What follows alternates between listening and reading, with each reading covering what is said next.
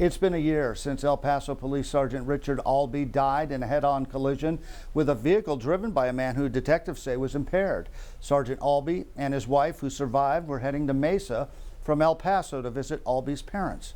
It all happened in Bailes, Arizona, 140 miles from Tucson in Graham County. News 4 Tucson's Lupita Murillo with a story you'll see only on 4. For the last year, the man who reportedly caused that deadly collision has not been charged with a crime. That is, until now. News 4 Tucson obtained these documents that charge John Savage with 6 felony counts, including manslaughter and driving under the influence. In the meantime, the family of Richard Albee has been on an emotional roller coaster. It makes it even more harder going through the first years and more years without my dad.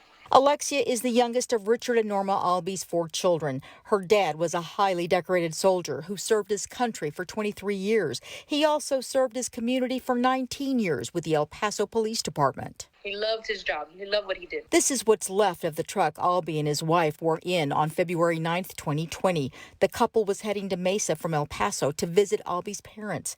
Arizona Department of Public Safety investigators say the driver of the vehicle that hit them head-on was 50-year-old John Savage. He was suspected of being impaired when he crossed over into another lane on State Route 70. Richard was pronounced dead at the scene. The report says Norma Albee and John Savage were airlifted to Banner University Medical Center. She had 2 broken arms and broken ribs. Savage had an open pelvic fracture, dislocated left hip, and a possible spinal fracture. The report says Savage had a cooler full of beer cans. According to the reports, a witness says he did not smell alcohol or notice slurred speech when he helped pull Savage out of the truck. At the hospital, a blood alcohol test showed he was over the legal limit, and a lab report showed he tested positive for a depressant. You have a choice. You choose to drink, you can drink, but get an Uber. Don't get behind the wheel. And he chose to do that, and he took my dad's life choosing that. So something has to be done.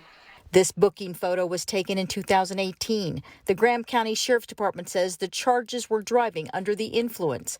When DPS served him with this complaint, charging him with 6 felonies, officials say they found him bedridden under medical care as a result of the crash. Graham County Attorney Scott Bennett told News 4 Tucson, "We received the final report from the Arizona Department of Public Safety on February 23, 2021, and on March 1st, we filed the charges." Bennett would not comment further. The daughter says, I just want justice. She says her mother is holding up, as is the entire family. She says they all have to be strong to get justice for their father, a trait she says he taught them. We've got you covered from Midtown. Lupita Murillo, News 4 Tucson.